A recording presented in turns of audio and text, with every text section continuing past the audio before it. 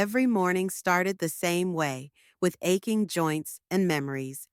I woke up in a bed that now seemed too big for one person, and the first thing I did was look at the picture of Elliot on my bedside table. His soft smile, the wrinkles around his eyes, the gray on his temples, all became part of my morning prayer. Good morning, my love. I'll make it through today. My name is Olivia Burrows, and I am 67 years old. I taught English literature all my life at Oak Park High School until rheumatoid arthritis forced me to retire 3 years earlier than planned. I loved my job, exposing teenagers to the world of Dickens, Austen, and Shakespeare, watching their eyes light up when they finally understood the beauty of the written word. But most of all, I loved coming home to Elliot, our house. We built it 32 years ago when Noah, our son, was only 5. Elliot worked as an architect and put his whole soul into that house. He designed it himself. 2 stories, with large windows in the living room overlooking the garden, a cozy kitchen, and a study on the first floor. We'll be old one day, Liv, he used to say, showing me the blueprints, and I don't want you walking up the stairs with sore knees. He was always thinking ahead, always took care of me. We've lived a happy life here, seen Noah grow, see him go from a clumsy boy to a tall, serious young man. We celebrated anniversaries, Christmas, birthdays. We planted trees in the garden, one for every 5th wedding anniversary. The last one we planted together for our 40th anniversary, the year before Elliot died of a heart attack. It happened suddenly. He just didn't wake up one April morning 3 years ago. I remember touching his face, still warm but now motionless.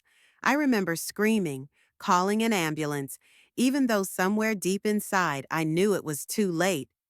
After he died, the house became too big, too empty. Noah would visit on weekends from Chicago, where he worked as an editor at a publishing house.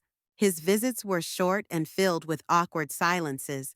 We were never particularly close. Elliot was the glue that held our family together, and now that glue was gone.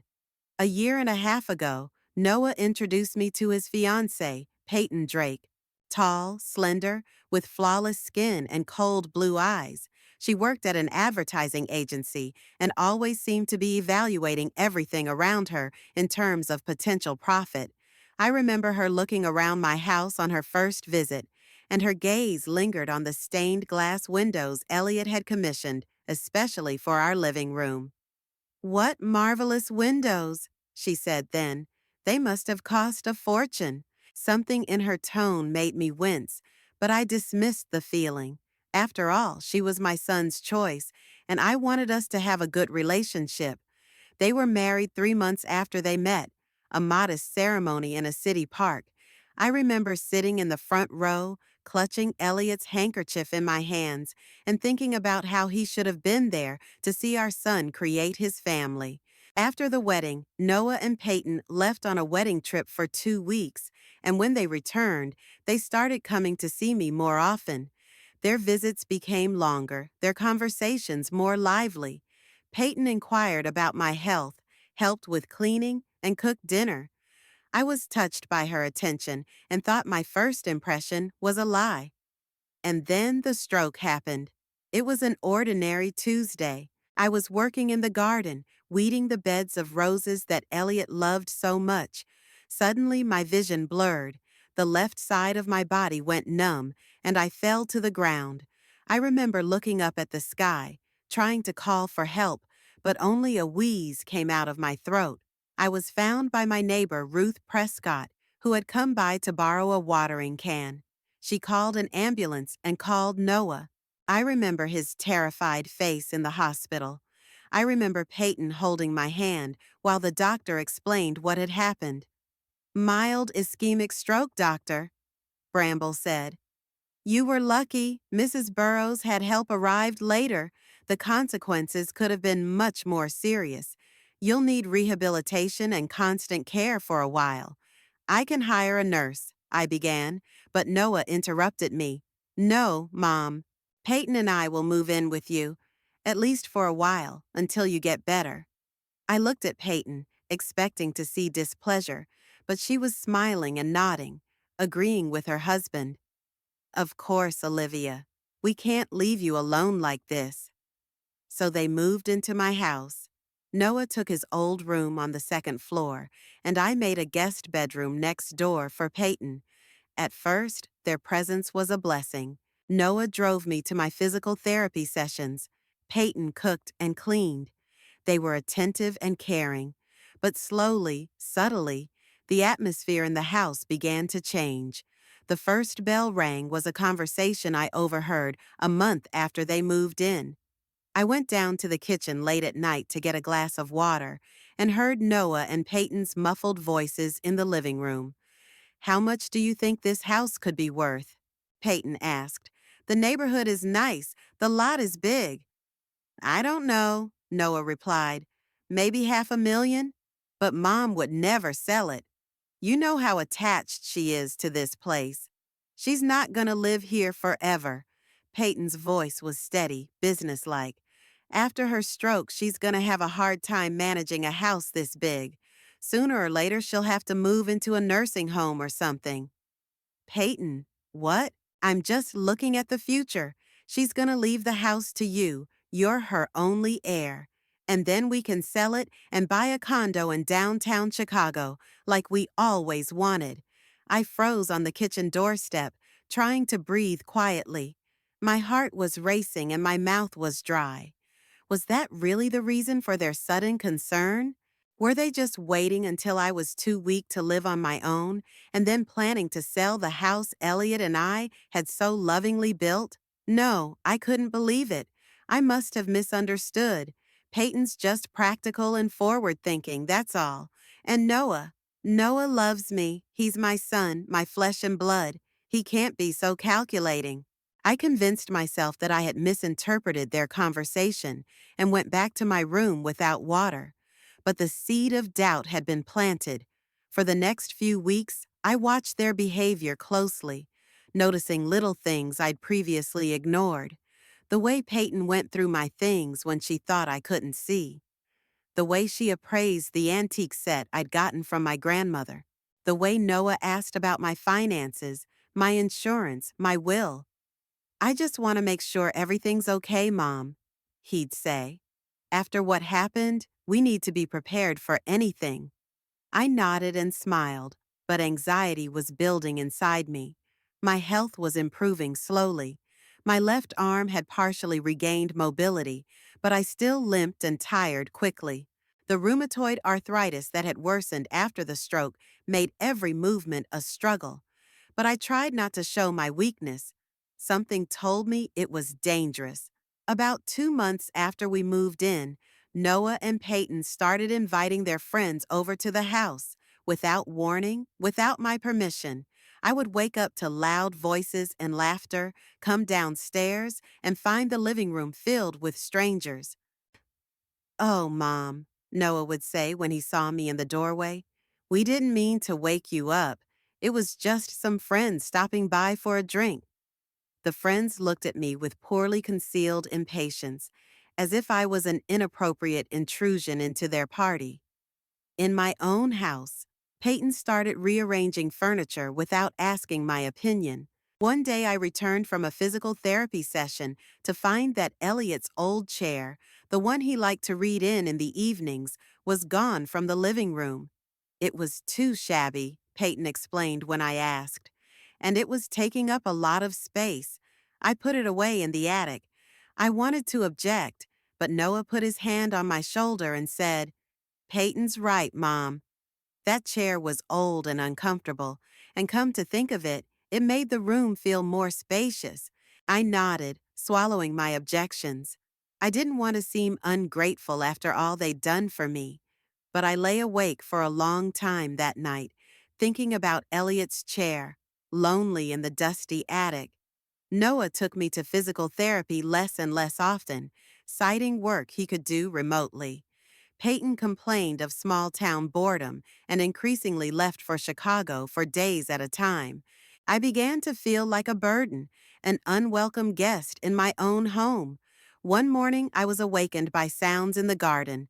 Looking out the window, I saw an unfamiliar man measuring the plot around the house. Noah and Peyton were standing nearby, talking animatedly with him. I slowly made my way downstairs and out onto the porch. "What's going on?" I asked. All three of them turned around, a look of surprise and something akin to guilt on their faces. "Mom," Noah walked quickly over to me. "We didn't mean to wake you. This is Mr. Higgins, the landscaper. We thought the garden could use a little updating." "An update?" I looked at the garden that Elliot and I had spent decades creating. Every plant, every bush had been lovingly planted and had a story to tell. "Yes," Peyton interjected with a fake smile, "a modern minimalist design. Mr. Higgins suggests removing those old trees and shrubs, leveling the lawn, and making a seating area with a patio." "Remove the trees?" My voice shook.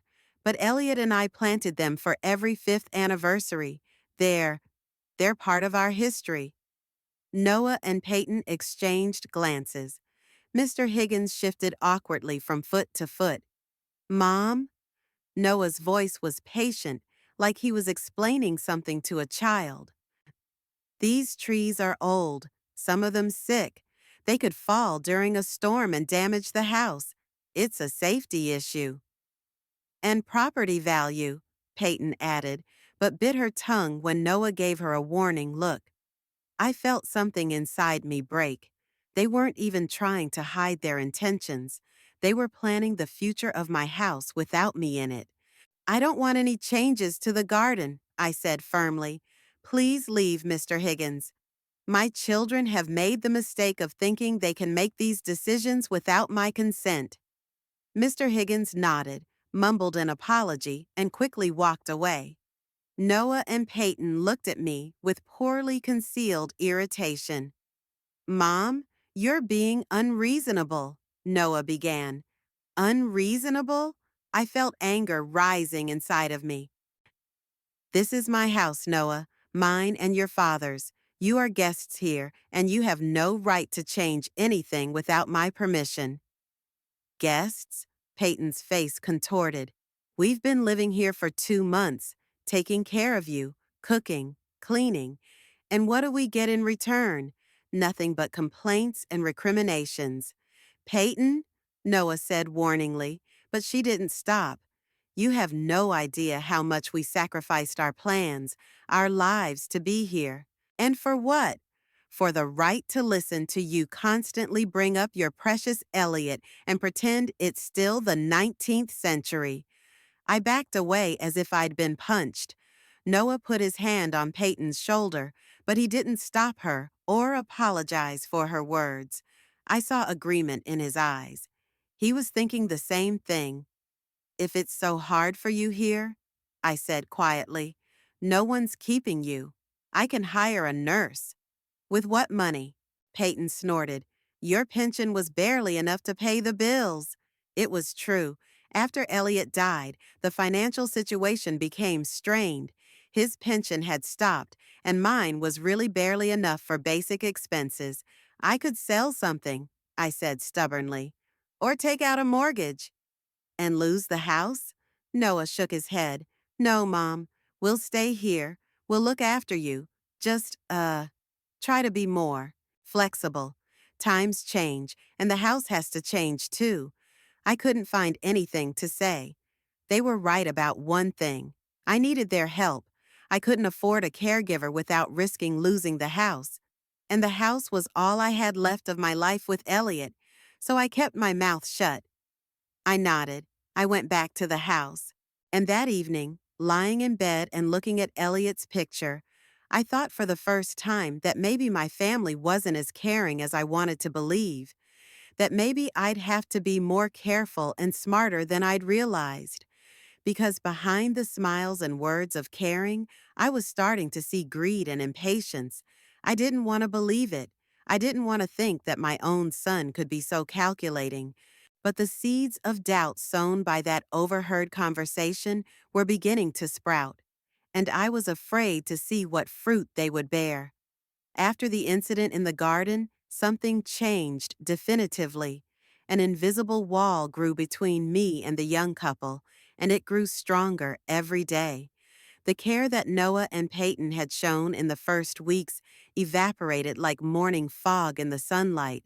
Now, all I saw in their eyes was irritation and impatience. At first, it was the little things. The breakfast that Peyton used to bring me in bed was now left on the kitchen table. If I woke up late, the food was already cold. "We can't keep adjusting to your regimen, Mom," Noah said when I was careful to point that out. "We have our own things to do, too." I didn't bother to argue. After all, they really had sacrificed a lot to help me. I had no right to demand that they serve me like a hotel. But the cases, as it turned out, were strange. Noah was going to Chicago more and more often, sometimes for days at a time. "Work," he explained succinctly, not going into detail. Peyton was rarely home during the day either, returning late at night smelling of wine and other people's perfume. I was left alone in the big, empty house, struggling to complete the daily tasks. Cooking a meal, taking a shower, climbing the stairs, all of it was becoming a challenge for my weakened body. Sometimes I called my neighbor Ruth, asking her to help me shop or to keep me company, but I tried not to take advantage of her kindness. She had her own life, her own problems. One day, when Noah and Peyton went away for the weekend, leaving me alone, I fell in the kitchen, trying to pull a pot from the top shelf. Pain shot through my hip, and I couldn't get up. After lying on the floor for almost an hour, I finally reached for the phone and called Ruth. When Noah and Peyton returned Sunday evening, I told them what had happened. "Why didn't you call us?" Noah asked, but there was no real concern in his voice, only irritation. "I didn't want to ruin your weekend," I answered quietly. "Next time call," Peyton said. "Otherwise, the neighbors will start thinking we're letting you in." It wasn't a concern for me, but for what others would think. I nodded silently, swallowing the bitterness of disappointment. After that incident, they became even more aloof. Breakfast on the table were replaced by notes telling me where I could find bread and jam. The dinners we used to eat together were now organized by each of us. Sometimes when they came home, they didn't even come up to say hello to me, but went straight up to their rooms. And then the changes in the house began. First, Elliot's pictures disappeared from the living room. I discovered this by accident when I came downstairs after an afternoon nap. All the family pictures that used to be on the mantelpiece and on the walls were gone. In their place were abstract paintings in minimalist frames. Peyton's choice, no doubt. "Where are my pictures?" I asked Noah when he got home from work. "Oh, that," he shrugged. Peyton decided to update the decor a little. Said the old pictures were collecting dust and looking outdated. "Don't worry, they're not thrown out, just put away in a box in the attic." "But this is my house," I objected, "and these were my memories." "Mom," Noah sighed with the look of a man running out of patience, "we've been living here for 3 months now. We share this house now. And Peyton has a right to be comfortable here." "What about my comfort?" I asked quietly. "You have your room," he answered. "You can keep as many pictures there as you want. But the common spaces should be neutral. Neutral. No trace of Elliot, no trace of our life together." I didn't argue. I just went upstairs to my room and pulled out the photo albums, which, thankfully, were still in my closet. But the changes didn't end there. A week after the photo incident, I discovered that my grandmother's antique set, stored in the dining room cupboard, was gone. In its place was modern IKEA dinnerware. When I asked Peyton about it, she said with fake nonchalance, "Oh, I took it to the thrift store. It was so old and uncomfortable, and we needed money for new dishes." "You sold my set?" I couldn't believe my ears. "Without my permission?" "Technically, it was Noah's," she countered. "You said you were going to leave everything to him, and he trusted me to run the household."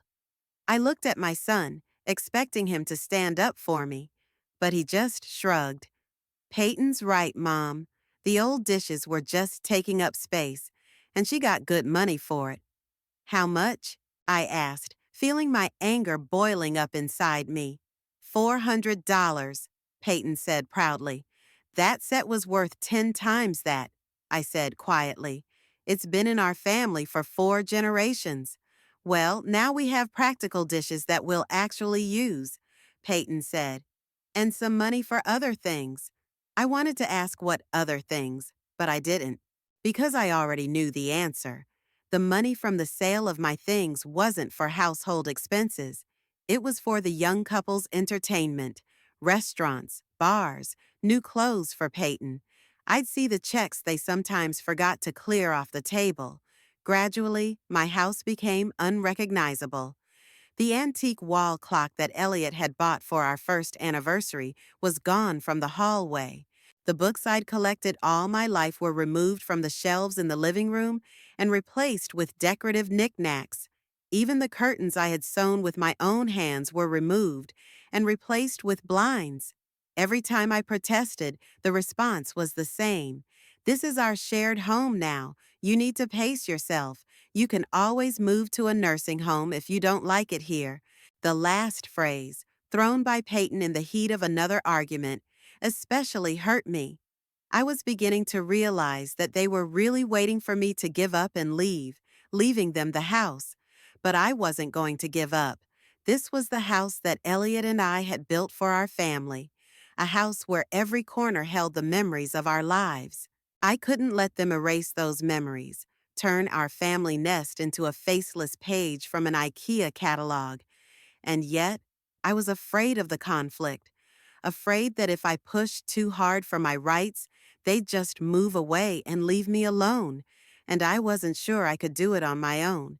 My health was improving, but slowly. I still needed help with the heavy housework, with going to the doctor, with major shopping. So I was falling back, giving up positions one by one, letting them change my house, sell my stuff, ignore my feelings. And every day I felt more and more like a stranger in my own home.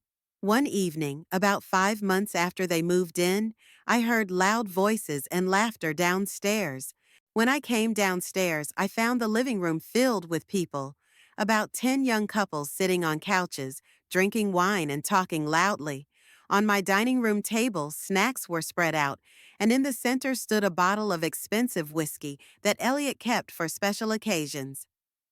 Mom, Noah was the first to notice me. I thought you'd be asleep by now.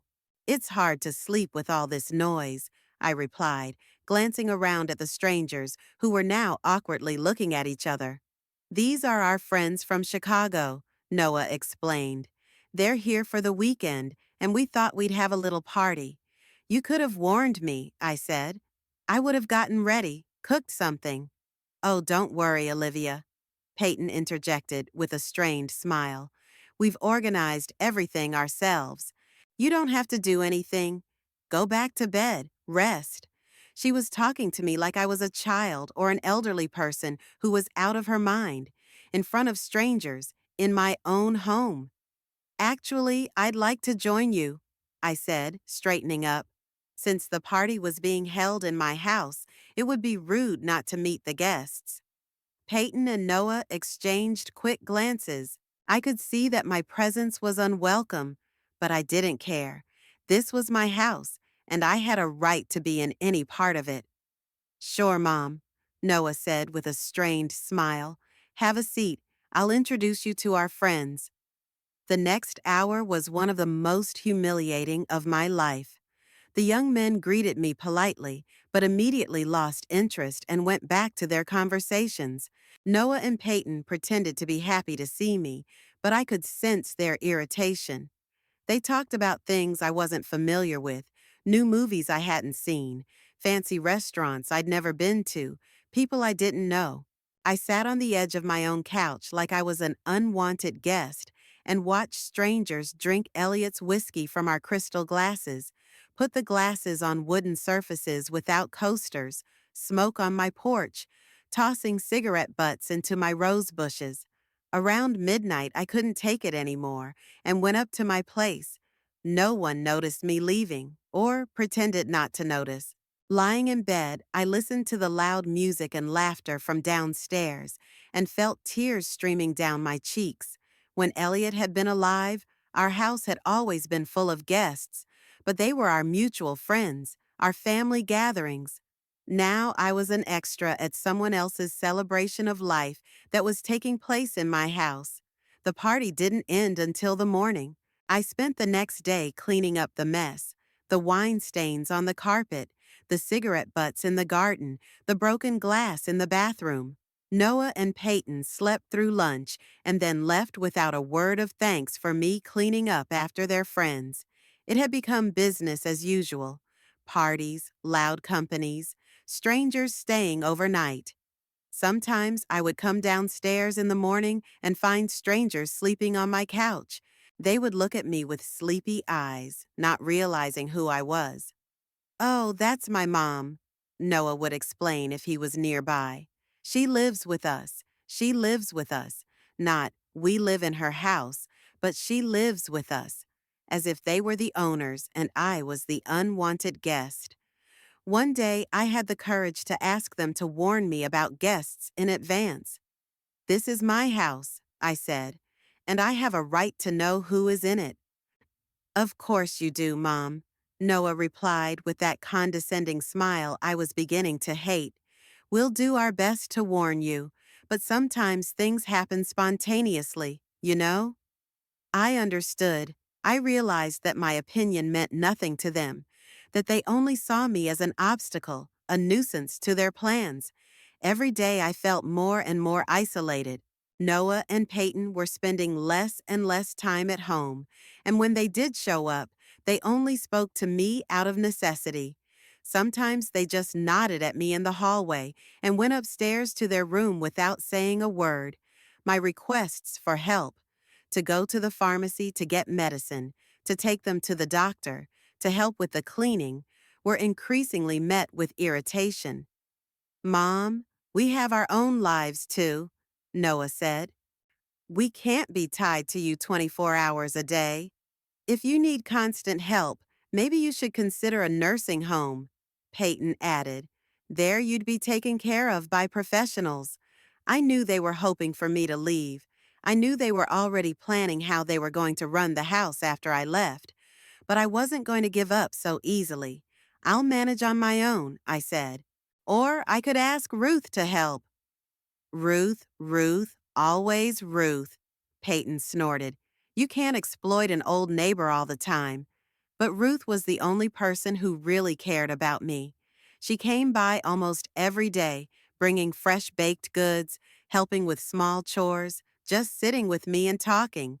She made me feel like a person again, not a burden. One day, while Ruth was helping me clean the kitchen, Peyton came home earlier than usual and caught us at work. "What are you doing?" she asked, giving us a disgruntled look. "Wiping down the cabinets," I answered. "They needed cleaning a long time ago." "I told you I'd do it this weekend," Peyton said, though I didn't remember that promise. "Olivia and I decided not to wait," Ruth said calmly. "Two pairs of hands would get the job done faster." Peyton pressed her lips together but didn't say anything. She just turned and went upstairs. But tonight, when Ruth left, she made a scene. "You called that old woman on purpose to humiliate me in front of her," she shouted, "to show her what a bad daughter-in-law I am, not cleaning the house." "Ruth is my friend," I objected, "and she comes to help because she wants to, not because I ask her to. She's minding her own business," Noah interjected. "Mom, it's not nice to let the neighbors go through our dirty laundry." "What dirty laundry?" I didn't know what he was talking about. "We were just cleaning the kitchen." "You know exactly what I mean." Noah shook his head. "Her visits, her help. It's like we don't care about you. Like we need outside help to keep the house in order. Isn't it? It just slipped out." "When was the last time you helped me clean? Or cooking? Or anything?" Noah and Peyton exchanged indignant glances, as if I'd said something incredibly unfair. "We live here," Peyton hissed. We pay for groceries, utilities, everything. And that's not enough for you? I didn't ask you to move, I reminded her. It was your idea. And now we see what a mistake that was, Noah blurted out. His words hit me like a slap in the face. I hadn't expected such open hostility from my own son. If you feel that way, you can always leave, I said quietly. And leave you alone? Noah shook his head. So you could fall and break your neck again? And then everyone would blame us for abandoning your sick mother? That was it. They didn't stay because of concern for me, but because of fear of social judgment, and of course because of the house. They didn't want to miss out on their inheritance. I'll manage, I said. I'm not as helpless as you think. Of course you are, Mom, Noah sighed. Of course you can do it. With the help of Ruth and all the neighbors you can make feel guilty. After this conversation, the atmosphere in the house became even more tense. Noah and Peyton barely spoke to me, communicating through short notes or one-word phrases. They were home less and less often, and when they were, they went straight up to their room and closed the door. I felt like a ghost in my own home, invisible, unheard, unwelcome. Sometimes I thought about actually moving out, to find a small apartment where there wouldn't be this constant tension, this feeling that I was interfering with someone's life. But then I'd look at the walls Elliot had chosen, at the garden we'd grown together, at the window seat where his chair stood, and I'd realize I couldn't leave. This wasn't just a house, it was our life, our story, and I couldn't let them erase that history, turn our home into something alien and faceless. So I stayed, endured their neglect, their parties, their gradual appropriation of my space. I retreated step by step, room by room, until I found myself virtually locked in my bedroom, the one place they hadn't yet dared to change. And every morning I woke up thinking, today will be better. And every night I'd go to sleep knowing that it wouldn't get better. That every day I was becoming more and more invisible in my own house, a ghost that prevented the real owners from living the way they wanted. I was afraid of conflict, afraid of loneliness, afraid of the unknown. But gradually I began to realize that I was even more afraid of losing myself, my pride, my dignity, and that sooner or later I would have to make a choice, to continue to endure or to find the strength to resist. I didn't know if I had the strength. I didn't know if I could go against my own son, against his wishes and plans. But I did know one thing. It couldn't go on like this. Something had to change, and soon. My morning started out painfully, like so many other mornings in recent months. My joints ached more than usual. Rain was coming, and I could always feel it with my arthritis-ridden body. The change in weather made the pain especially acute, and every movement was difficult. Leaning heavily on my cane, I walked slowly down the hall toward the bathroom. The house was unusually quiet. Usually by this time, 9 in the morning, Noah was working on his laptop in the dining room, and Peyton was on the phone. But today, I didn't hear any keyboard tapping or voices. Perhaps they were away on business or just still asleep after another late-night party. I was even glad for the silence. The last few days, the tension in the house had reached such a level that every encounter with them had become an ordeal. The looks they exchanged when they thought I couldn't see, the whispers that suddenly broke off at my appearance, their defiant sighs when I asked for help, it all added up to a pattern I could no longer ignore. The door to the bathroom was ajar. Inside was a mess. Wet towels were lying on the floor, the sink was splattered with toothpaste, and the floor near the shower stall was wet. Typical after Noah and Peyton had showered. They never cleaned up after themselves, knowing that sooner or later I'd clean it up. I sighed and carefully walked in, trying not to slip on the wet floor. Arthritis especially plagued me in cold, damp weather, and this morning was just that. It was drizzling outside the window, gray clouds covered the sky, and a chilly wind was blowing through the cracks in the old window frames. Putting my cane on the edge of the sink, I turned on the water and splashed it on my face, trying to chase away the remnants of sleep and unpleasant thoughts. The mirror reflected a tired woman with graying hair and deep wrinkles around her eyes. Elliot had once called those wrinkles laugh marks. Now they seemed just the marks of years and disappointments. I decided to take a hot shower, the only thing that made my joints feel a little better on days like this. Leaning one hand against the wall, I began to undress. It had always been a challenge. The buttons were impossible for my fingers to undo, and every movement of my shoulders was painful. But years of living with arthritis had taught me patience. I took off my nightgown and underwear and hung them on a hook by the shower stall. The next step was to get into the shower, and here was where the hardest part began. The high curb of the shower stall was a real obstacle. Each time I climbed over it with a sinking heart, afraid I would stumble.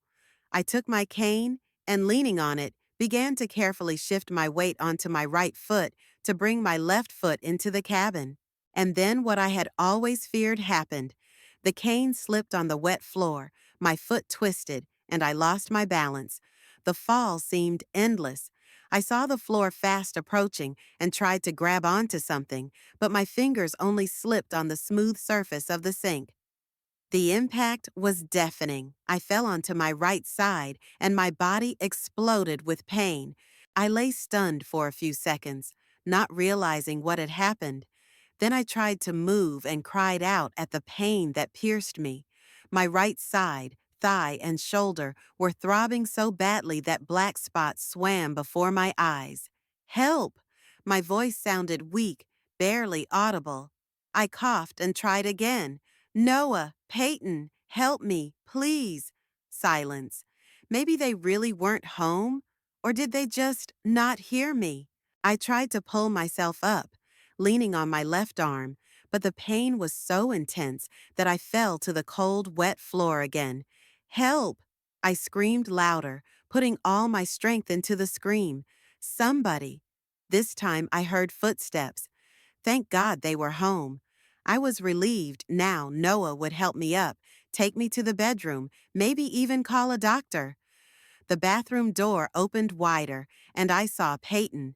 She stood in the doorway, dressed for going out wearing a stylish trench coat and carrying a bag over her shoulder. Her eyes widened when she saw me lying naked on the floor. "Oh my God, Olivia!" She covered her mouth with her hand. "What happened?" "I fell," I moaned, feeling humiliated at my helplessness and nakedness. "Please help me up." Peyton didn't move. "Noah!" She shouted over her shoulder. "Come here, your mother has fallen." I heard quick footsteps, and Noah appeared next to Peyton, also dressed to go out, car keys in hand. "Mom?" He looked down at me, and I saw irritation in his eyes, not concern. "What happened?" I slipped. My voice shook with pain and shame. "Help me, please. I can't get up." Noah glanced over at Peyton. There was something in that silent exchange of glances that made my heart sink. "Mom," he began in the tone one uses with a cranky child, "Peyton and I are already late. We have an important meeting in Chicago." "But I can't get up," I repeated, not believing my ears. "I need help." "Just lie down for a while," Peyton said. "Maybe the pain will go away and you'll be able to get up on your own." "Or call 911, Noah added, pointing to my phone, which was on the shelf next to the sink. "We really can't be late, Mom. It's important for my career."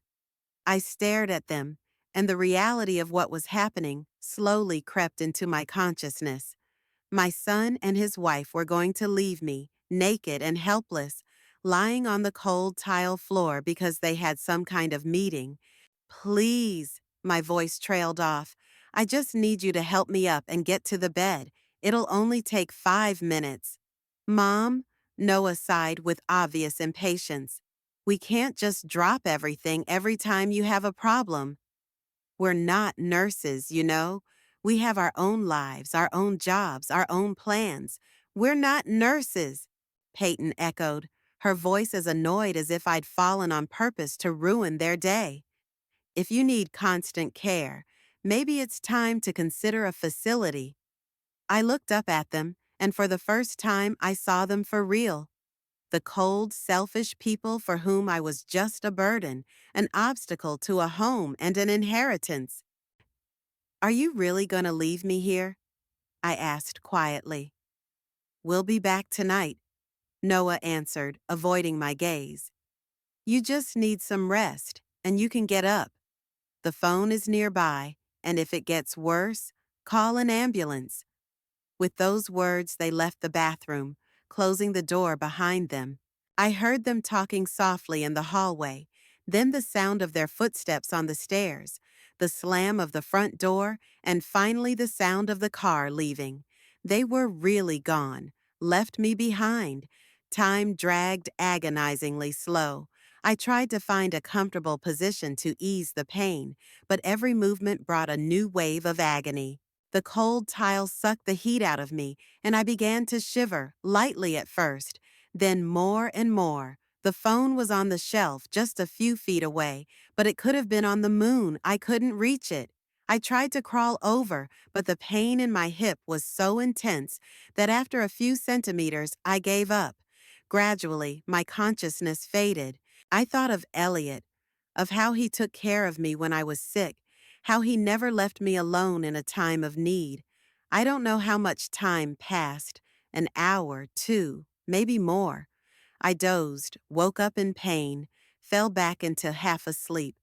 At some point, I heard a knock on the front door, then another and another. Help!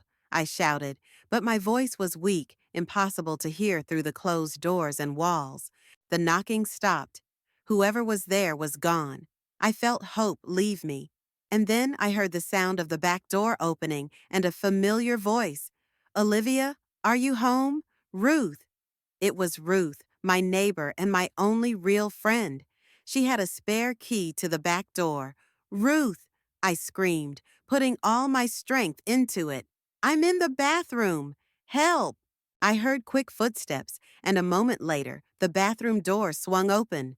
Ruth was frozen on the threshold, her face contorted with horror. Oh my God, Olivia! She rushed to me, kneeling beside me. What happened? Where are Noah and Peyton? Gone. My voice was hoarse from the long silence and tears. They didn't want to help. They said they had an important meeting. Ruth looked at me with a look of disbelief that might have been comical in another situation. They left you here, on the floor? Her voice shook with indignation. How could they? Help me, please, I whispered. I'm so cold. Ruth sprang into action immediately. She took a large towel and gently covered me, then gently helped me sit up, supporting me by the shoulders. Where does it hurt? She asked. Everywhere. I tried to smile, but it was just a grimace. But especially my hip and shoulder? We should call an ambulance, Ruth said firmly.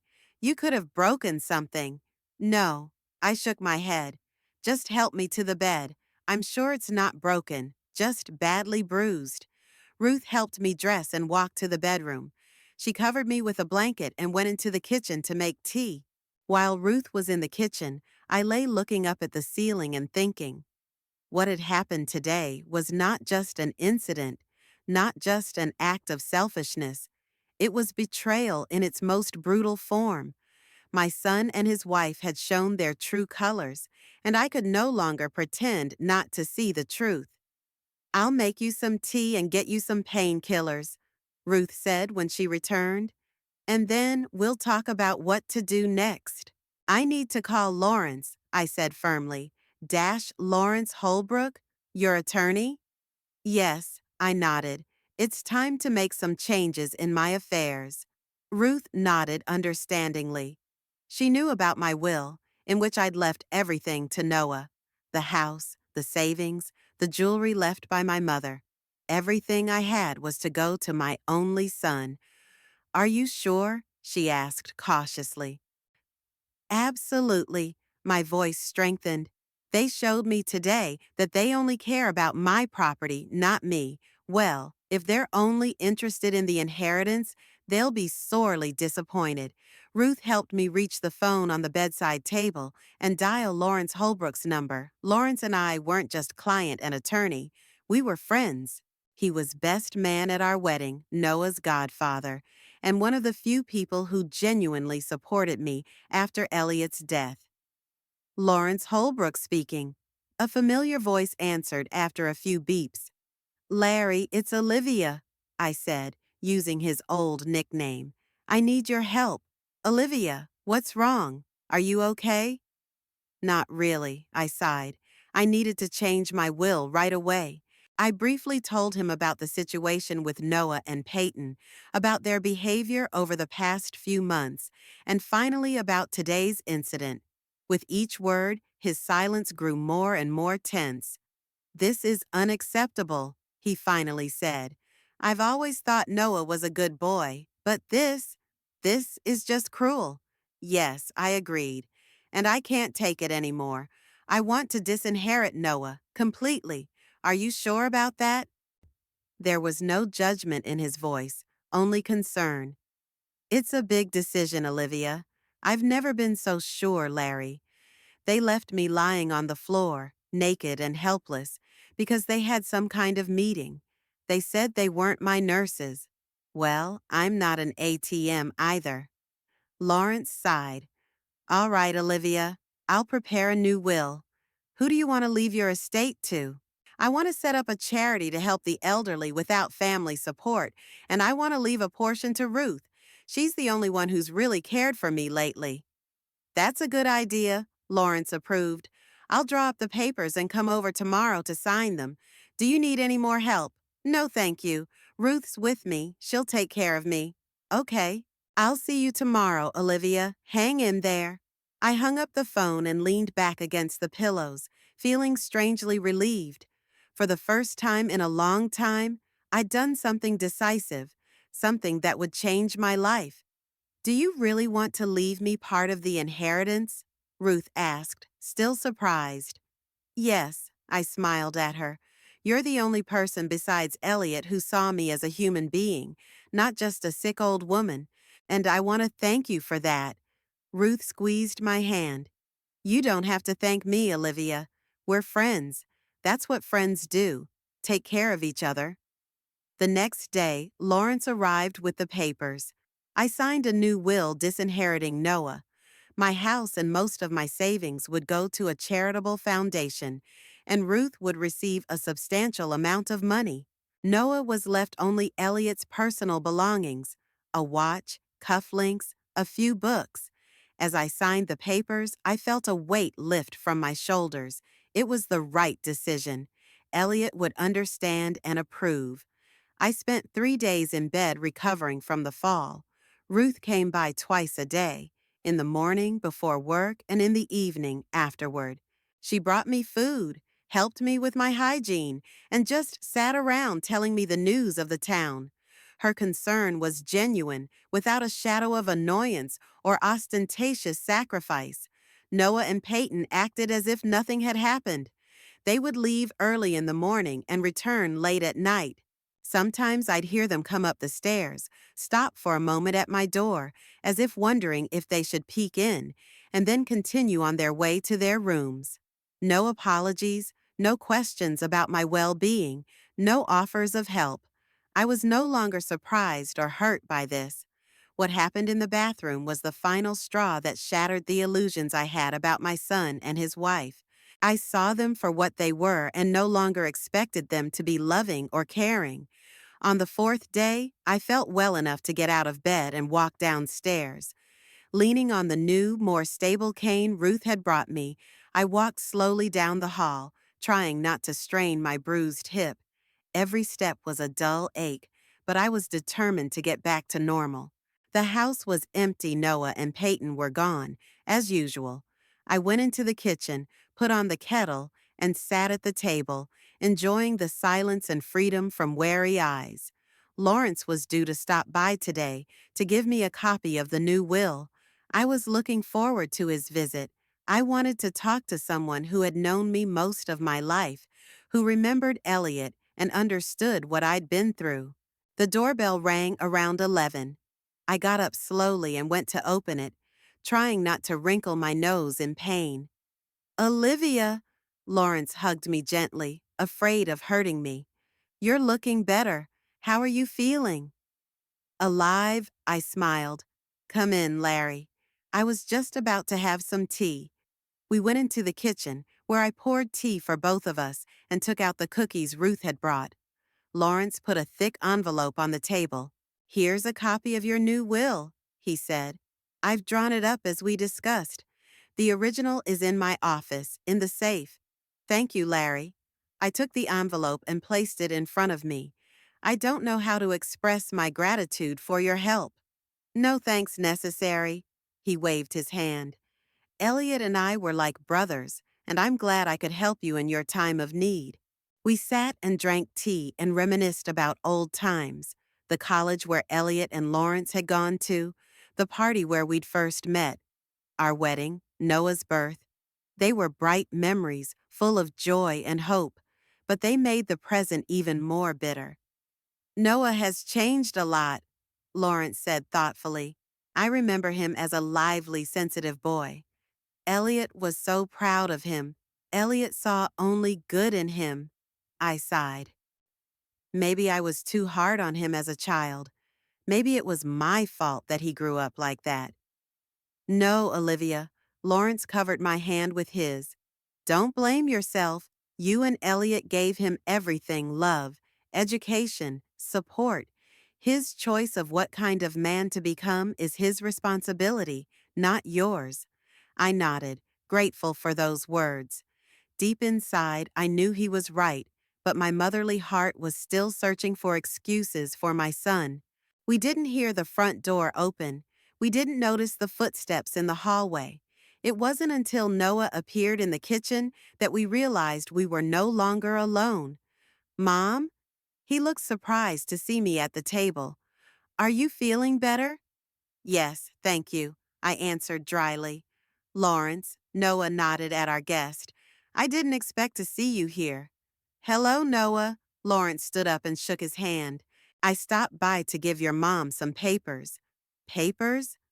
Noah frowned, his gaze shifting to the envelope in front of me. What papers? Lawrence looked at me, as if asking permission to answer. I nodded. Sooner or later, Noah would find out about the new will. A copy of your mother's new will, Lawrence said calmly. We've made some changes. Noah's face changed.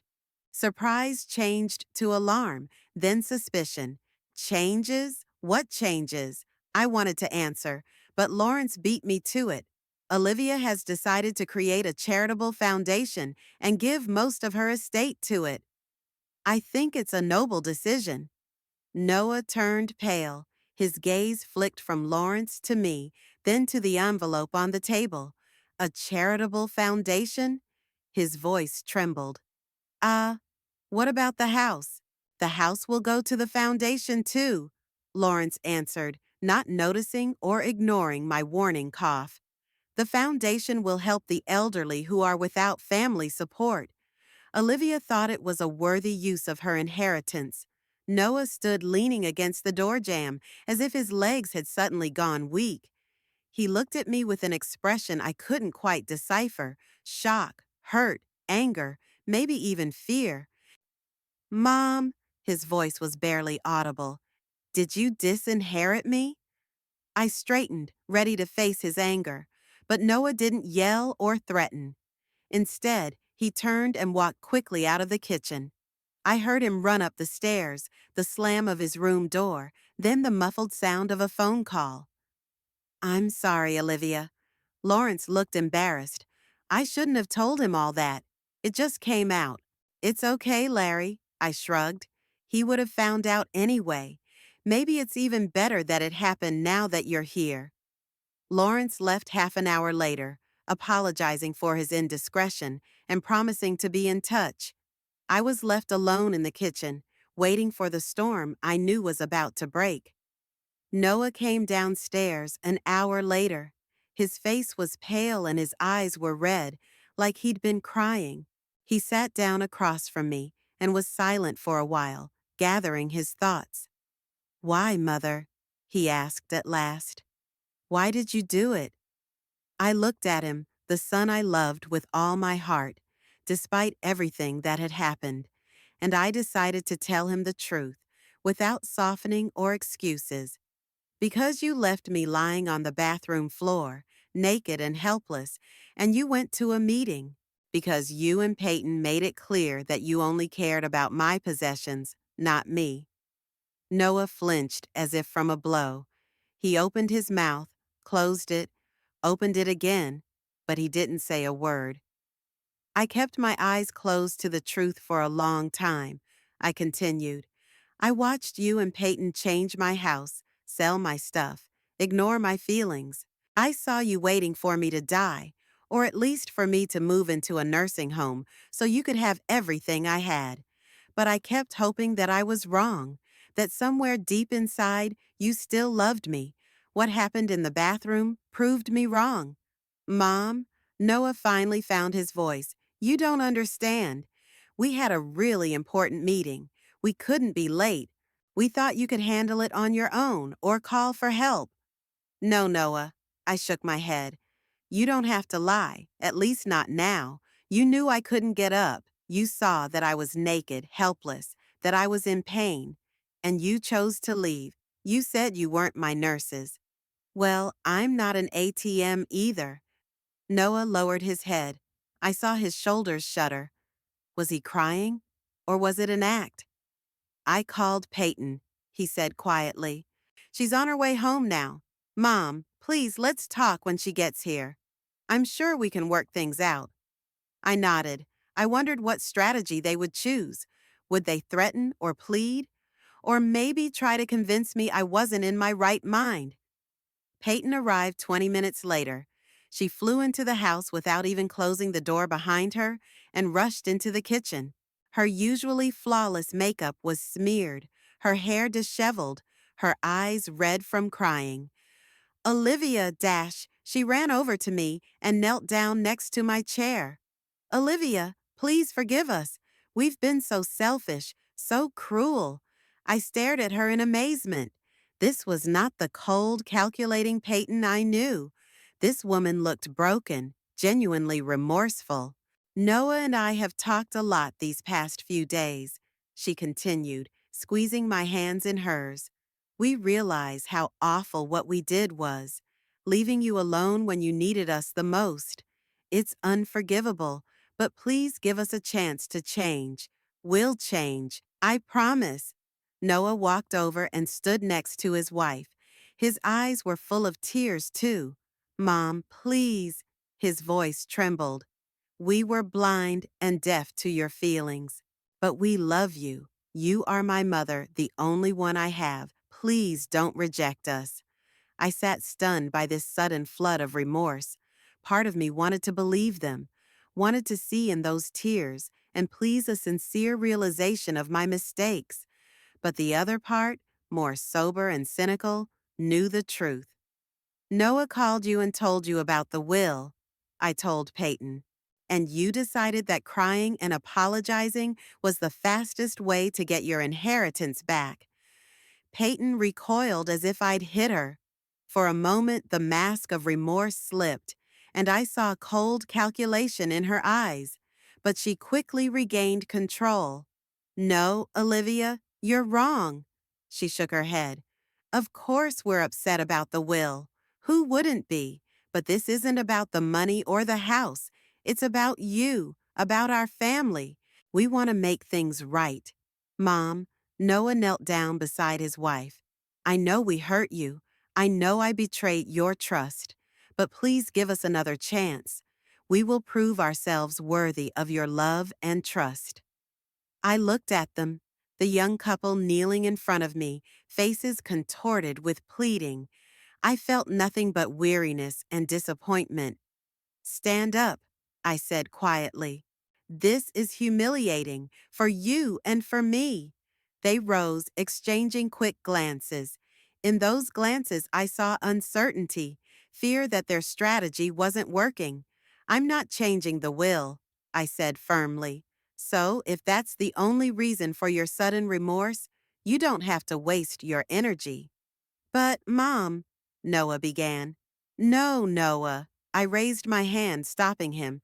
I'm not finished. I won't change the will because I don't believe in the sincerity of your remorse. You're not remorseful for what you did. You regret the consequences. They were silent, unable to find the words to object. I saw their faces stiffen, the feigned softness disappear from their eyes. What's more, I continued, feeling myself growing stronger with each word, I want you to move out, immediately. What? Peyton exclaimed, not believing her ears. You're kicking us out? Yes, I nodded. You have 48 hours to pack your things and find another place to live. But, Mom? Noah looked shocked. Where are we going to go? We don't have another home. You have an apartment in Chicago, I reminded him. The same one you're renting out to live here for free and wait for me to die. Noah flinched at my words. Peyton clenched her fists, her face contorted with anger. You can't just kick us out, she said, forgetting her feigned remorse. We've been living here for 6 months. We have rights. You have no rights to this house, I replied calmly. You don't pay rent. You don't contribute to the bills. You haven't signed any contracts. You are guests I no longer want in my home. How are you going to manage on your own? Noah switched to a different tactic. You can barely walk. Who's going to take care of you? I'll hire a nurse, I said. A few hours a day. That'll be enough. The rest of the time, I'd rather be alone than with people waiting for me to die. Peyton opened her mouth to object, but Noah put his hand on her shoulder, stopping her. He looked at me with an expression I couldn't quite decipher, a mixture of surprise, anger, and maybe a new understanding. Okay, Mom, he said quietly. If that's what you want, we'll leave. But I hope that one day you'll forgive us and let us back into your life. I didn't answer. There was no point in saying that forgiveness was possible, but that trust was broken forever. That I would always love him like a son, but that I would never let him hurt me again. That our relationship died the moment he left me lying on the cold floor, and no words or tears would resurrect it. Peyton wasn't so restrained. Her face reddened with anger, her eyes narrowed. You're going to regret this, Olivia, she hissed. We could have taken care of you, helped you, and now you'll be alone. An old woman no one wants. Peyton! Noah tried to stop her, but she waved him away. No, Noah, stop pretending.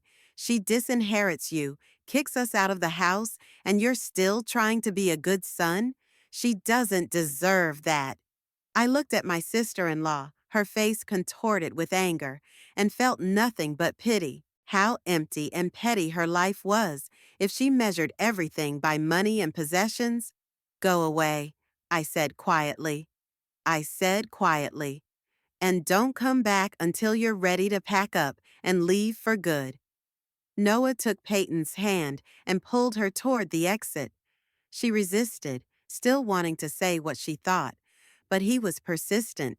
A minute later, I heard the front door slam, the engine of their car start, the tires rustling on the gravel of the driveway. I was alone in the kitchen, feeling a strange emptiness inside. Not grief, not anger, not even frustration, just emptiness, as if a part of me had died and left behind a gaping hole. I didn't know how long I sat like that, staring out the window at the garden Elliot and I had so lovingly created. The doorbell rang, snapping me out of my reverie. It was Ruth coming to check on me as usual. Olivia? She came into the kitchen. Are you okay? I saw Noah and Peyton leaving.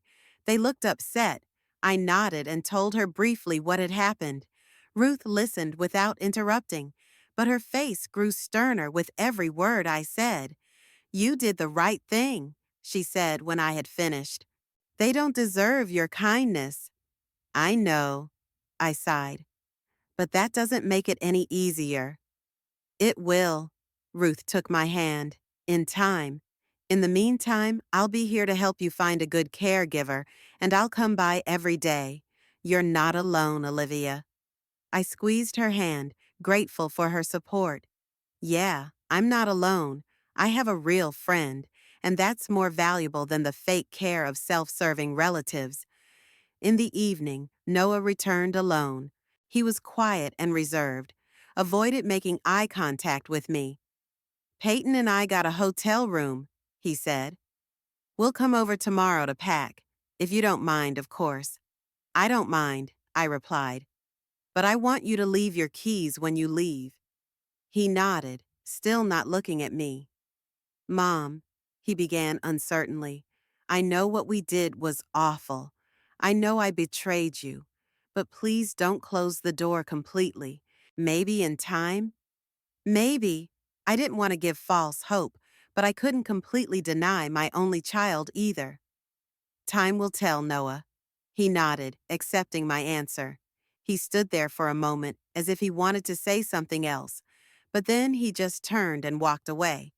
I stayed in the chair, listening to the sound of his footsteps, the sound of the front door closing. The house was quiet for the first time in months. It was a calm, peaceful silence, not a tense silence. I thought about what lay ahead. Life as a lonely elderly woman, with a caregiver coming in for a few hours a day. A life without a son and his family, without hope of grandchildren to fill the house with laughter and movement. It was sad, but not as sad as living with people who only saw me as an obstacle to inheritance. I got up and walked slowly upstairs to my bedroom. Tomorrow would be a new day, the first day of my new life. And though I didn't know what it would bring, I was ready to face it with my eyes open and my head held high. I had 48 hours before they left. 48 hours to say goodbye to the past and start building a future, not the one I dreamed of, but maybe not so bad. The next morning began unusually quiet. I woke up to the rays of sunlight streaming through the curtains, not the sound of footsteps or Noah and Peyton's voices. My body was still sore from the fall, but I felt oddly light in spirit, as if I'd shed a heavy weight I'd been carrying for too long. I slowly got out of bed, got dressed, and went downstairs. The kitchen was empty and clean, no dirty cups left on the table, no crumbs on the countertop. I brewed some coffee, toasted some toast, and sat at the table, enjoying the quiet and the chance to take it easy while waiting for the next conflict.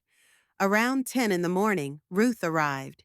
She brought fresh scones from the bakery downtown and sat next to me at the table. "How are you feeling today?"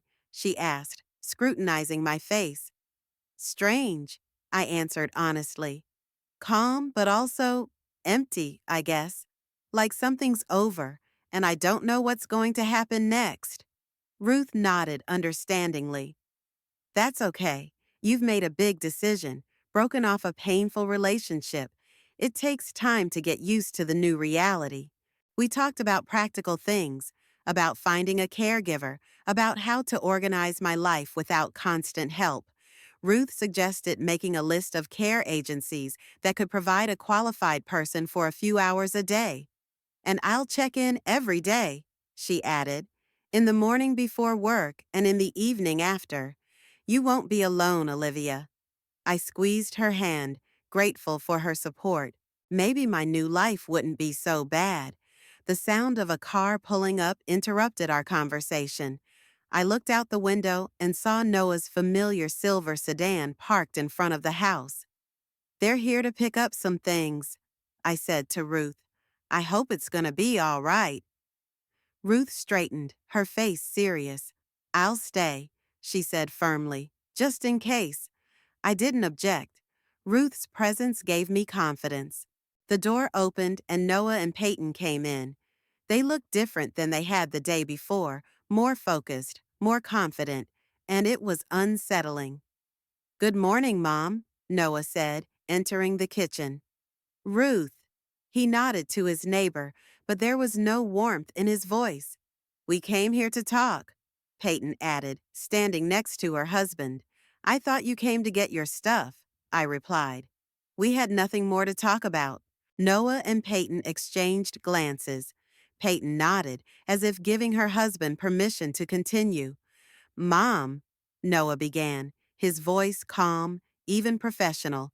"Peyton and I have discussed the situation, and we've come to the conclusion that we can't leave you alone. You need constant care and supervision. Your behavior lately has been, erratic. We're concerned about your mental health." I stared at him, not believing my ears. He spoke as if I was the patient, and he was the doctor assessing my condition. "My mental health is perfectly fine," I replied coldly. "But your concern seems suspiciously timely, given that you've learned of the change in the will. See?" Peyton turned to Noah as if I wasn't here. "She's paranoid. Thinks everything revolves around money." "Peyton, please." Noah raised his hand, stopping his wife. "Mom, we're not saying you're suffering from a serious mental disorder, but your age, the stress of your father's death, the stroke, all of that could have affected your perception of reality. Doctors call it senile dementia, and it's perfectly normal for your age." "Noah," Ruth intervened, her voice quiet but firm, "your mother is sane.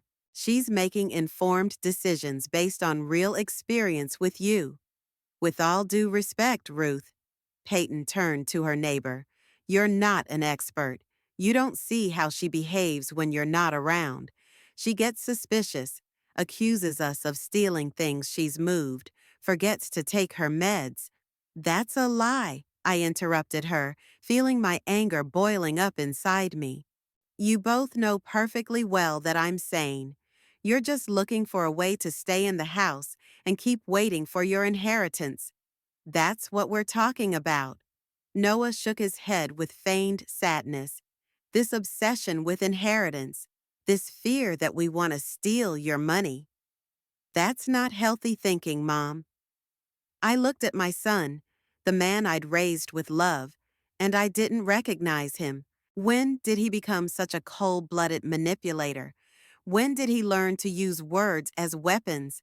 "I want you to leave," I said firmly. "Now, pack your things and leave."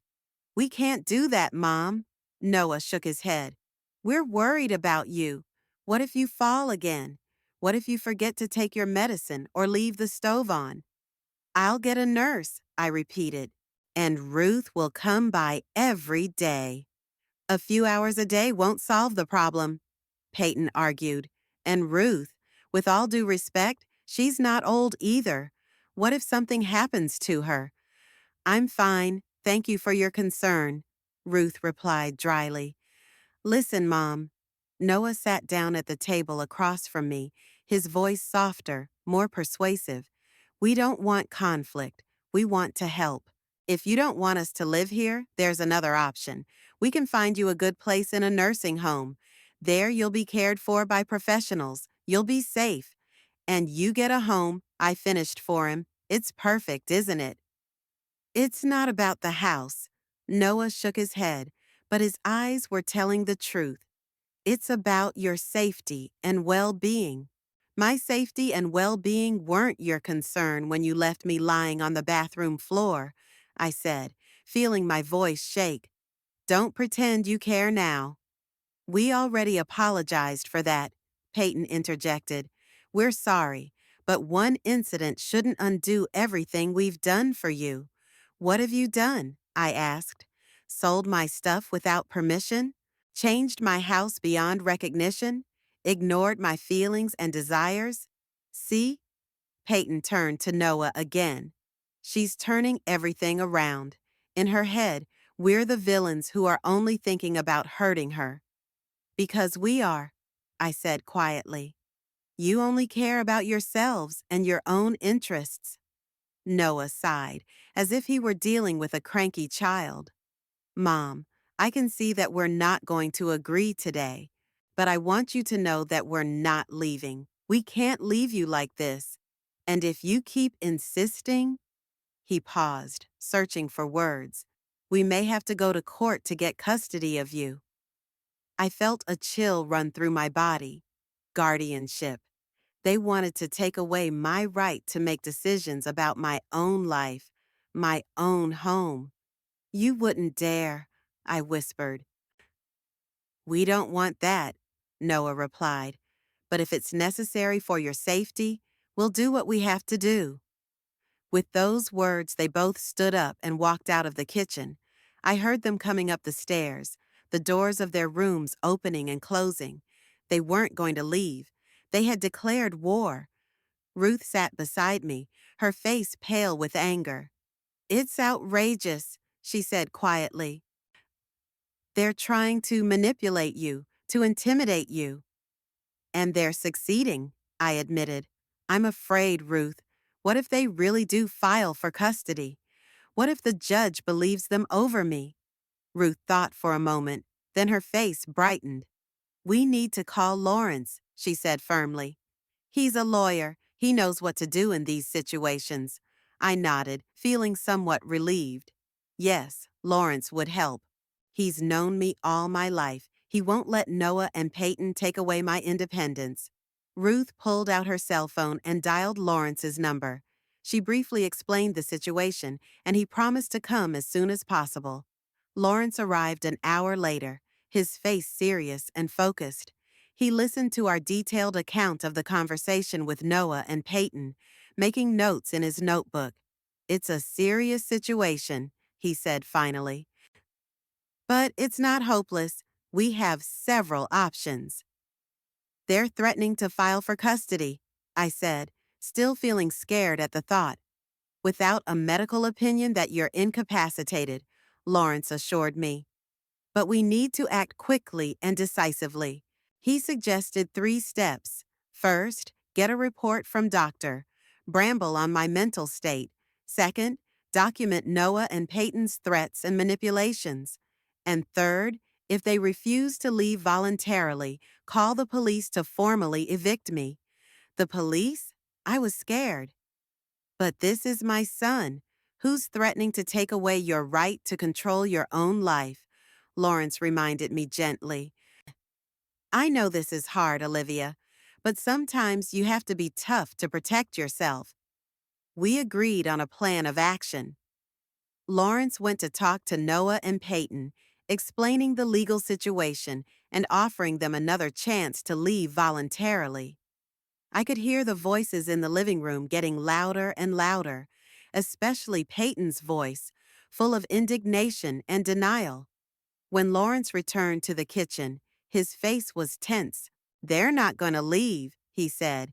Peyton is being very aggressive. She says she's going to file for guardianship tomorrow, that she has proof of your incapacity. What proof? Ruth was outraged. Olivia is completely sane. She claims that Olivia forgets to take her medication, confuses the days of the week, acts paranoid. Standard accusations in these cases. It's all lies, I said, feeling my anger boil over. I know, Lawrence nodded, and we'll prove it. But first, we need to ensure your safety and peace of mind. I think it's time to call the police. I agreed, though my heart clenched at the thought that it had come to this. Lawrence went out on the porch to make the call. 15 minutes later, 2 police officers arrived, Officer Clark and Officer Donovan.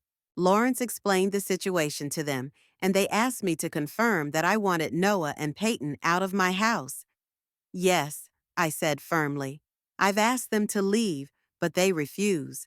They're threatening her, Ruth added. They say they'll file for custody, that they'll take away her right to make decisions about her own life. The officers looked at each other, their faces serious. They offered to talk to Noah and Peyton, and we all went into the living room together. Noah turned pale when he saw the officers, and Peyton straightened up, her eyes narrowed. Dash, Mr. and Mrs. Burrows? Officer Clark began. We received a summons from the owner of this house, Mrs. Olivia Barrows, demanding your eviction. Are you aware of her desire for you to leave her home? It's a misunderstanding, Peyton said quickly. My mother-in-law is not well. She has senile dementia, and she doesn't always understand what she's saying. Mrs. Burrows seems perfectly sane, Officer Donovan noted, and her attorney confirms her decision-making authority. He's manipulating her, Peyton objected. They're all manipulating her to get her money. That's a lie, I interrupted her. You never cared about me. You waited for me to die so you could get the house. And when you found out I changed my will, you decided to declare me incompetent. Officer Clark explained that the law gave me, as the owner, the right to demand that they leave my house, and if they refused, they could be arrested for trespassing. Peyton was outraged, saying they'd been living here for 6 months, but Officer Donovan explained that without a lease, they were considered guests, whom I had the right to evict at any time. After much arguing and threats, the police officers gave Noah and Peyton an hour to pack their belongings. They warned that if they did not leave the house voluntarily, they would be forcibly removed and arrested. Noah and Peyton went upstairs to pack, their faces contorted with anger and humiliation. I could hear them talking loudly in their room, closet doors slamming, something falling to the floor. The officers remained in the living room, ready to intervene if the situation got out of hand. Lawrence and Ruth sat with me in the kitchen, supporting me through this difficult hour. 45 minutes later, Noah and Peyton came downstairs with suitcases and bags. Peyton walked past me without saying a word, her face stony. Noah stopped for a moment, looking at me with an expression I couldn't decipher, a mixture of anger, resentment, and maybe a drop of shame. You're going to regret this, Mom, he said quietly.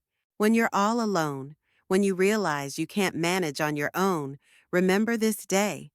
I already do, Noah, I replied, tears welling up in my eyes. I wish I'd seen the man you'd become sooner. Your father would have been disappointed. His face twitched, as if I'd hit him. For a moment, something like pain, like realization, flashed in his eyes.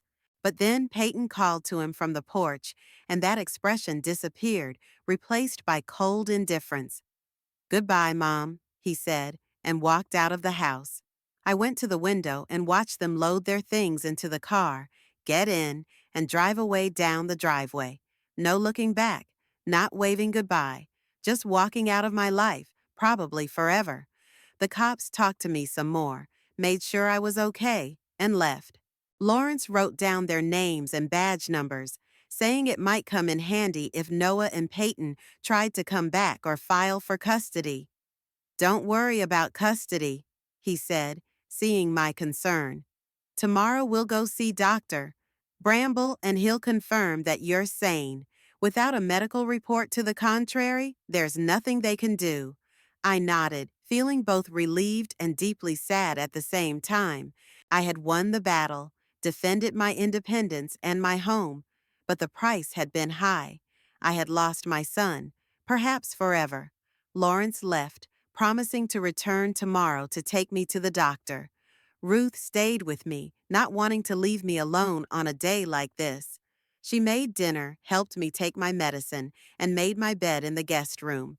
You did the right thing, Olivia, she said, as we sat in the living room drinking tea that evening.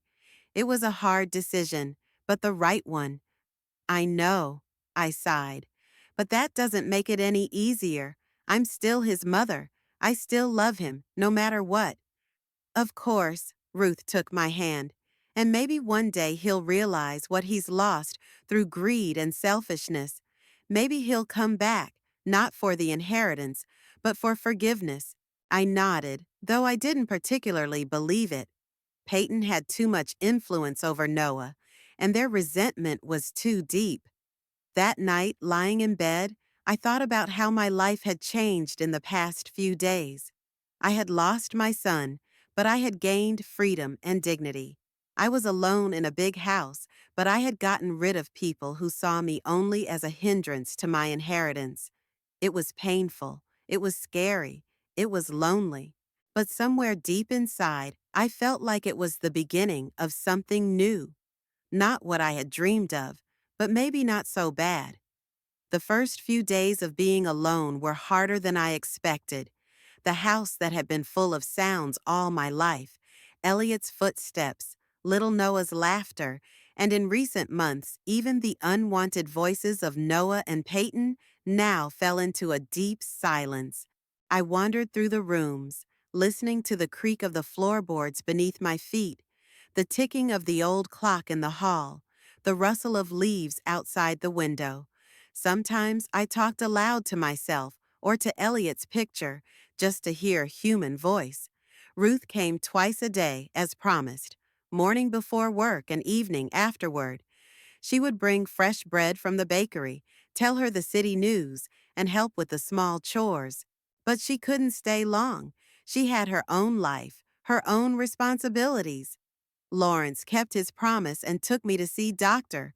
Bramble the day after Noah and Peyton left. The doctor was amazed and outraged to hear about my son's attempt to declare me incapacitated.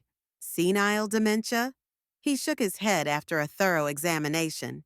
Your memory and cognitive functions are in excellent condition for your age, Mrs. Burroughs. I won't hesitate to sign off on your full capacity.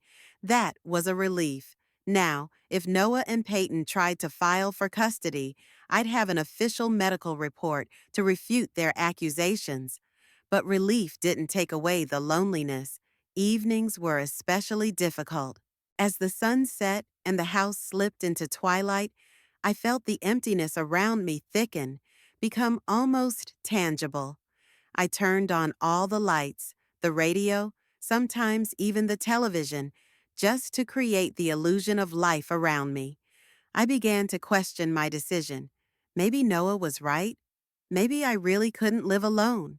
Maybe I should have put up with their neglect and manipulation just so I wouldn't be completely alone. But then I remembered how they looked at me lying on the bathroom floor, how they told me they weren't my nurses, how they planned to sell the house Elliot and I had built with so much love, and my resolve was coming back. On the third day after they left, the doorbell rang. I opened it and saw a middle-aged woman with a kind, open face. Mrs. Burroughs? She smiled. I'm Esther Sheldon from the home care agency. Mr. Holbrook hired me to help you for a few hours a day. I remembered that Lawrence had mentioned a caregiver, but I didn't expect him to arrange it so quickly. I invited Esther in, a little nervous. I'd never dealt with professional caregivers before and didn't know what to expect. But Esther quickly dispelled my fears. She didn't seem like a strict nurse or an indifferent worker. She was warm, talkative, and had a good sense of humor.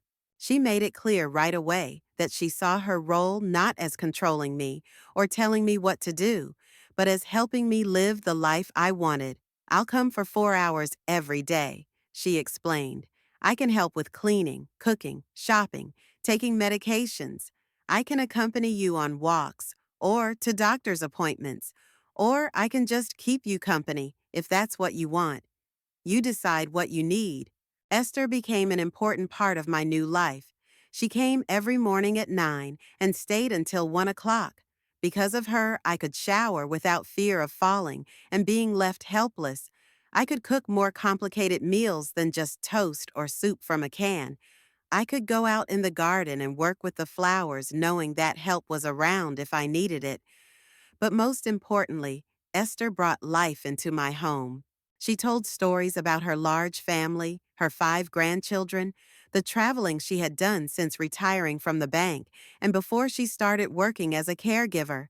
She knew many interesting people in town and mentioned them often, creating a picture for me of life outside my home. Gradually, with the help of Esther and Ruth, I began to come out of my shell. At first, it was short walks to the garden or around the block, then trips to the supermarket or the library. And a month after Noah and Peyton left, I took the bold step of visiting the local senior community center. I was nervous as I entered the bright, spacious building.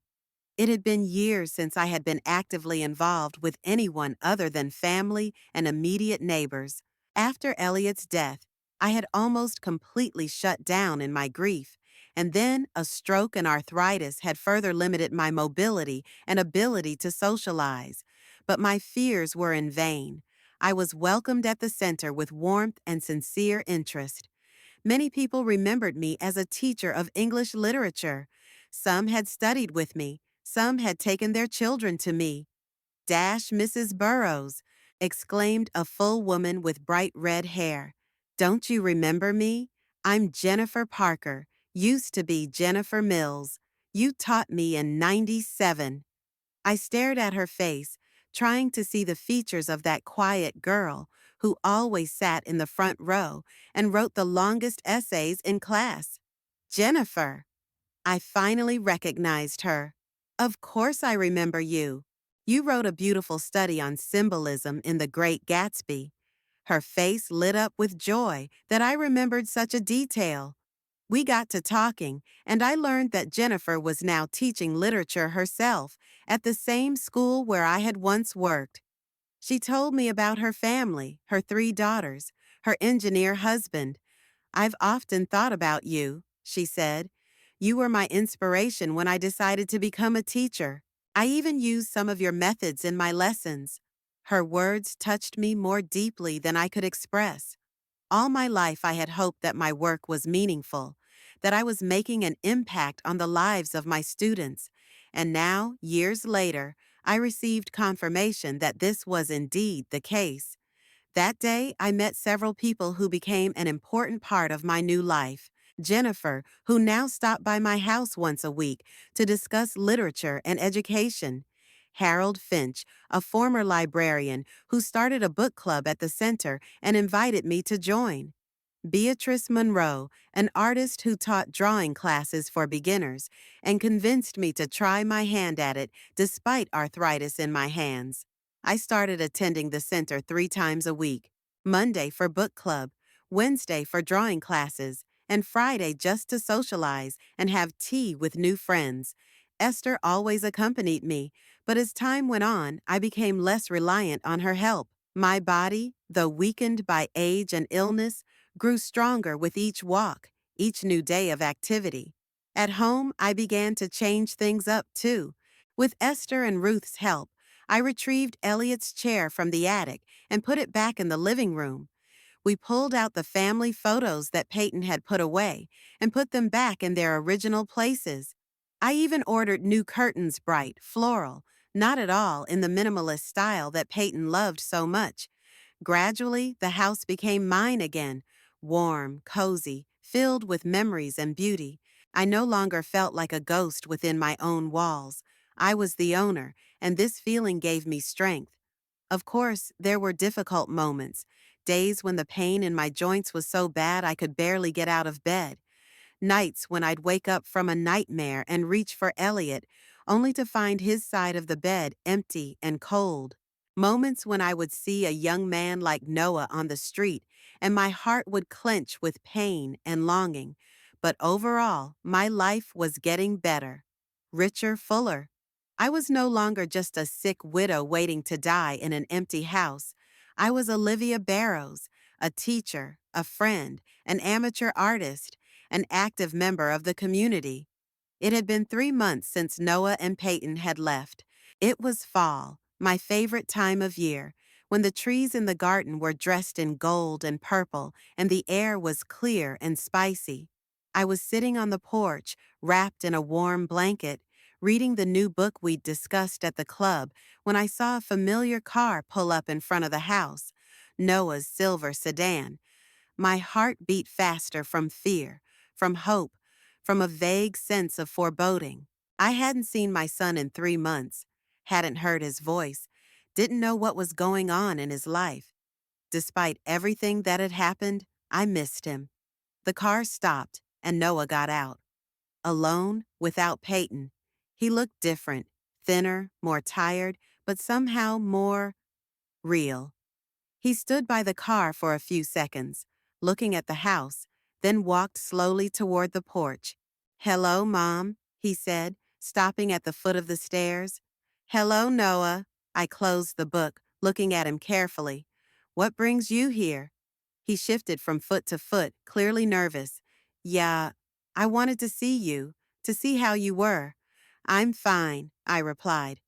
"Better than ever, in fact." He nodded, his gaze sliding around the house, the garden, my face. "You look good," he said at last. "Healthier." "Thank you." I didn't know what else to say. Part of me wanted to invite him inside, to hug him, to forget everything that had happened. The other part, the wiser part, warned me not to make any hasty decisions. "Mom," Noah stepped forward. "I came to apologize. What Peyton and I did to you, it was wrong. It was cruel. I realize that now." I was silent, waiting for him to continue. He sighed and continued. "Peyton and I broke up. Or rather, I left her. After we left here, I started to see her differently. Seeing how she manipulated me, how she used people, I realized I had become the same way.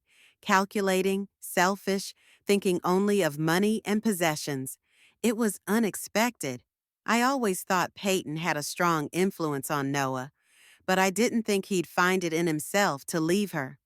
"I'm sorry to hear that," I said, and it was true. Despite everything Peyton had done, I didn't want to hurt her, and I certainly didn't want my son to suffer through a broken marriage. "You shouldn't." Noah shook his head. "It's for the best, for both of us. She's already dating someone else, an investor who can give her the lifestyle she dreams of." He was silent for a moment, then added more quietly, "I'm working at the publishing house again, full time. I'm renting a small apartment near the office, trying to get my life together." I nodded, not knowing what to say. Part of me was glad he was on the road to recovery. The other part still remembered his words, "We're not nurses," and how he'd left me lying on the floor. "Mom," Noah climbed the first step of the porch, "I know I hurt you. I know I betrayed your trust. But I've changed. And I want back into your life. Not for money or a house. I know I've lost my inheritance, and I'm not asking for it back. Just because you're my mother, and I love you." His eyes were full of tears, and I saw a sincerity in them that wasn't there before. He had really changed, or at least he was starting to change. But was it enough? I thought about the last 3 months, about how I'd built a new life from the shards of my old one, the friends I'd made, the independence I'd gained, how I'd learned to respect myself and my boundaries.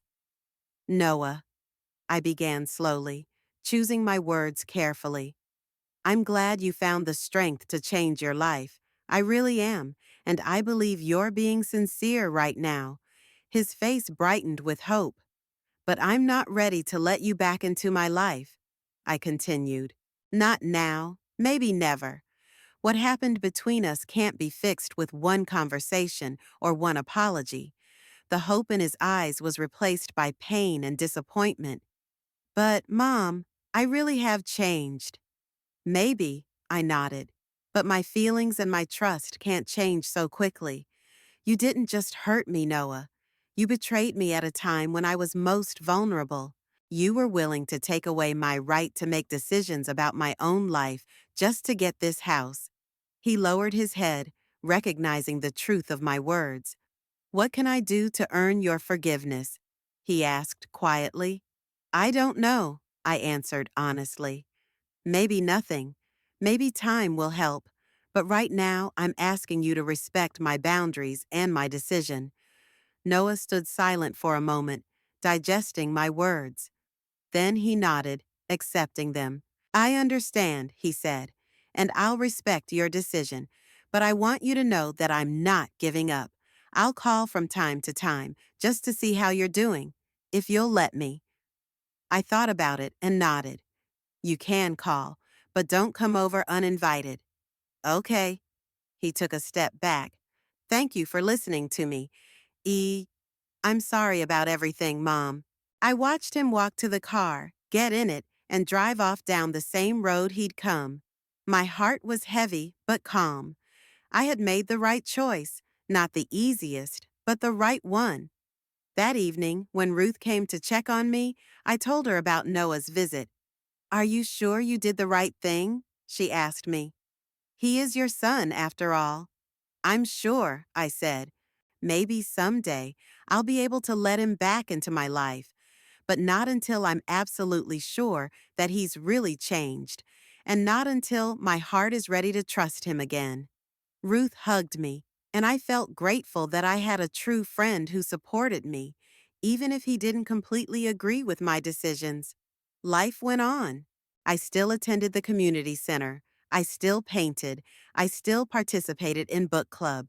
Esther still came every morning, though now she was more of a companion than a caregiver. I had learned to handle many things on my own. Noah called once a week, as promised. Our conversations were short and a little tense, but each time became a little more casual. He talked about his work, about the books he was editing, sometimes even joking. I talked about my art classes, my book club, my new friends. We carefully avoided mentioning the past or Peyton. 6 months later, on a cold winter day, I was sitting in my, now really my, house, wrapped in a blanket, with a cup of hot tea and a new book. Snow was falling outside the window, covering the garden with a white blanket. The fire was crackling in the fireplace, which Harold had helped to light when he stopped by to check on me on his way back from the library. I stared at the flames and thought about my life, about Elliot, about our love, about the house we'd built together, about Noah, about his betrayal and his attempts to make amends, about the new friends that had come into my life when I least expected it. My body was still weak, arthritis still plagued me on cold days, and the effects of my stroke reminded me when I overworked. But my soul was stronger than ever. I knew who I was. I knew what I was worth. I knew I could rely on myself. I was Olivia Barrows, a 67-year-old woman who wasn't afraid to start a new life when the old one crumbled, who found the strength to stand up to manipulation and betrayal, who chose self-respect and independence over the false comfort of a toxic relationship. And I was happy, not the cloudless happiness that comes with youth, but the deep, wise, long-suffering happiness of a person who has gone through adversity and come out of it stronger. A man who knows the value of every day, every smile, every moment of peace. I put the book aside, picked up Elliot's picture from my bedside table, and smiled at it. You'd be proud of me, love, I said quietly. I did it, and I'll keep on coping.